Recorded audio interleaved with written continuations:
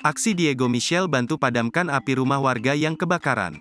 Aksi Diego Michel tanpa malu ikut serta untuk membantu warga yang rumahnya terbakar. Bahkan, ia mengambil sendiri air tersebut dari selokan yang terletak tidak jauh dari lokasi kejadian. Sebuah video yang diunggah oleh akun Twitter @sepmitabepis memperlihatkan seorang pemain tim nasional Indonesia, Diego Michel sedang membantu warga yang tengah mengalami musibah kebakaran.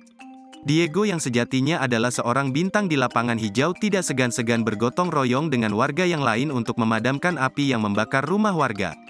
Tampak ia mengenakan kaos berwarna hitam putih dan celana pendek dan menyiram kepulan asap yang ada samping rumah warga. Tidak segan-segan, Diego Michel pun menyiram asap yang membumbung itu dengan air yang diambil pakai ember di selokan samping rumah.